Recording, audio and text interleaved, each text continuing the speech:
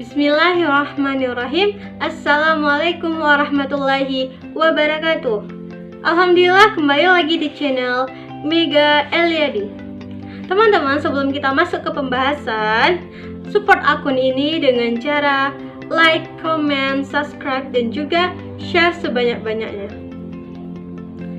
Dalam kesempatan kali ini, insya Allah kita akan membahas sedikit penjelasan mengenai tentang penjadwalan sistem operasi. Algoritma apa yang akan kita bahas di video kali ini yaitu adalah algoritma SJF atau sering disebut dengan atau sering dikenal dengan Shortest Job First dan beserta juga dengan contohnya. Shortest Job First atau disebut dengan SJF itu adalah pergabungan setiap proses merupakan panjang dari brush CPU berikutnya.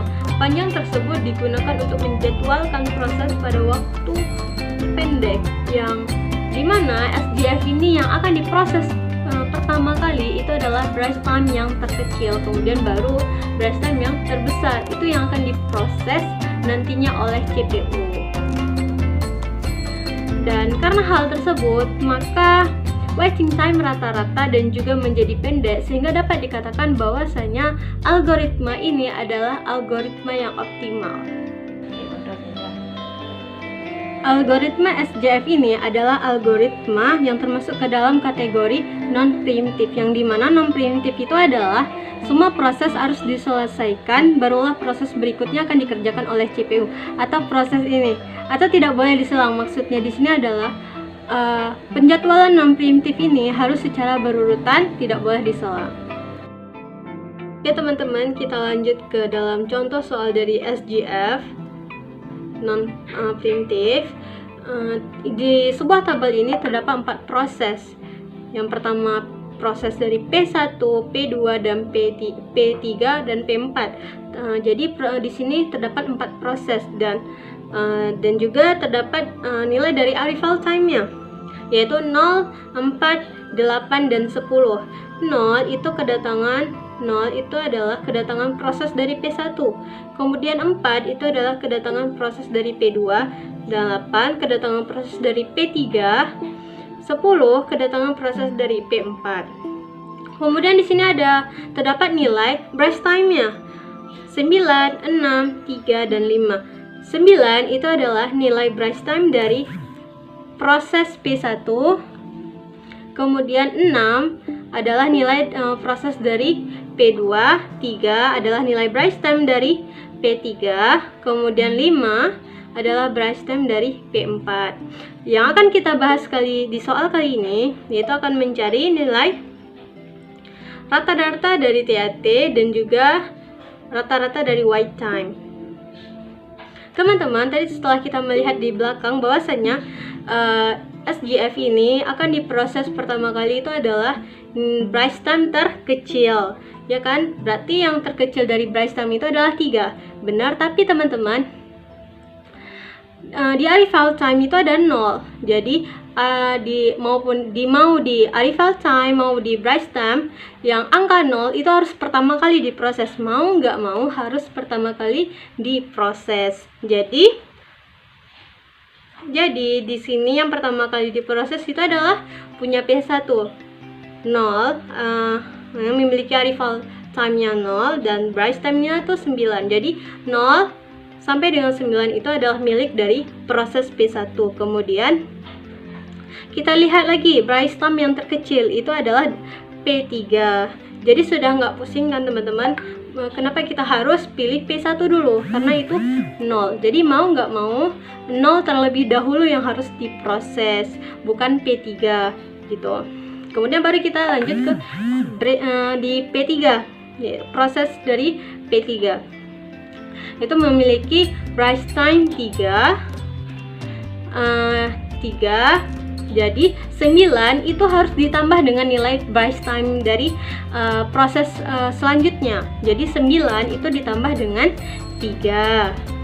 Hasilnya adalah 12. Kemudian kita lihat lagi nilai brush time yang terkecil. Kemudian nilai brush time agak lebih besar dari jadi gini, SJF itu harus terkecil nilai brush time terkecil, kemudian baru nilai brush time lebih besar gitu. Jadi kecil dulu baru besar.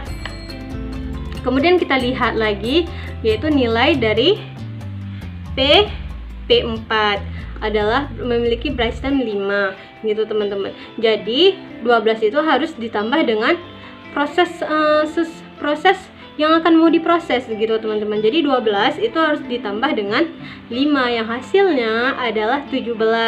Kemudian dan proses terakhir itu adalah dari P2 memiliki nilai brush time 6. Yaitu 17 itu ditambah dengan 17 harus ditambah dengan 6 yang hasilnya itu adalah 23 gitu teman-teman. Kemudian di sini ada sebuah kolom, sebuah tabel yang dimana ada done, TAT dan WT. Done itu adalah proses akhir dari setiap proses, yang artinya done itu proses akhir dari P1, P2, P3 dan P4 gitu. Jadi 9 itu adalah proses akhir dari P1. Kemudian nih, proses dari P2 itu berapa? Proses akhir dari P2 itu adalah yang telah kita cari, itu 23. Kemudian proses akhir dari P3 itu adalah 12 dan proses akhir dari P4 itu adalah 17 gitu teman-teman. Kemudian kita harus mencari nilai TAT-nya. Kenapa? Karena yang akan kita cari nanti itu adalah rata-rata dari TAT, arrival time. Jadi teman-teman, untuk mendapatkan nilai dari TAT-nya itu dengan cara nilai done yang telah kita cari tadi, nilai done itu dikurang dengan AT, arrival time. Jadi 9 itu dikurang dengan 0 yang hasilnya adalah 9. 9 ini kita taruh di tabel dari TAT-nya. Kemudian begitu juga dengan P2. P2 itu nilai akhir dari proses P2 adalah 23. Jadi 23 itu harus dikurang dengan 4 yang hasilnya adalah 19. Kemudian begitu juga dengan P3.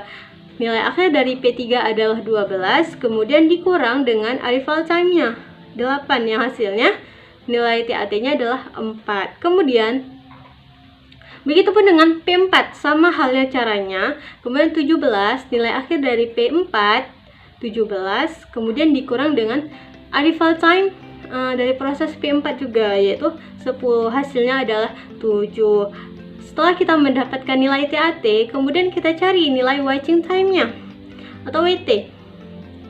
Untuk mendapatkan nilai waiting time-nya, jadi harus nilai TAT ini teman-teman, nilai TAT dari proses 1 dikurang dengan BT atau brush time. Jadi 9 dikurang dengan 9, hasilnya berapa?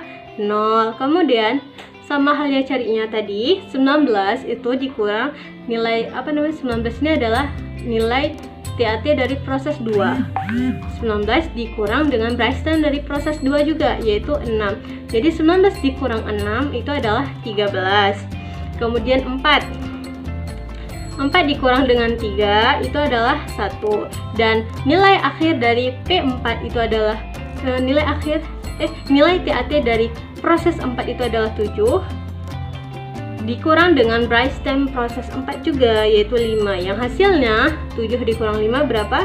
2 gitu teman-teman. Setelah kita mendapat waiting time-nya dan juga mendapatkan nilai TAT-nya, yang kita cari di sini itu adalah rata-rata dari TAT-nya, kemudian rata-rata dari waiting time-nya. Untuk mendapatkan nilai rata-ratanya itu teman-teman harus ditambah nilai TAT proses 1, proses 2, proses 3, dan proses 4 itu harus ditambah, yang dimana 9 ditambah 19 ditambah 4 dan ditambah 7. Kemudian setelah ditambah baru dibagi dengan berapa yang dengan proses dengan yang proses tadi. Berarti kan ada beberapa proses, di sini ada 4 proses. Jadi 9 ditambah 19 ditambah 4 dan ditambah 7 itu dikurang dengan 4 proses. Jadi dibagi dengan 4 gitu teman. Dan hasilnya adalah 9,7 mili per sekon.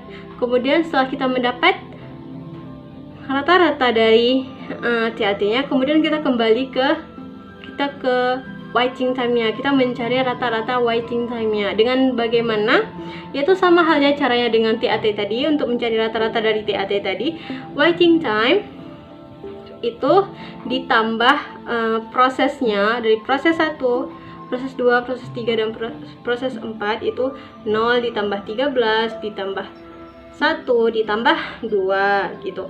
Kemudian baru dibagi berapa proses yang telah kita cari tadi. Tadi kan 4 proses kan, berarti 0 tambah 3 tambah 1 dan tambah 2. Jadi dibagi 4. Yang hasilnya adalah 4 mili per sekon. Gitu teman-teman sekalian dari saya. Jika ada kata atau salah dalam video kali ini, boleh teman-teman kritik langsung di komen komentar Mega Eliadi. Dan mungkin ada tanggapan dari teman-teman sekalian untuk menambahkan itu teman-teman. Sekian dari saya minta maaf jika ada salah. Akhirul kalam, assalamualaikum warahmatullahi wabarakatuh.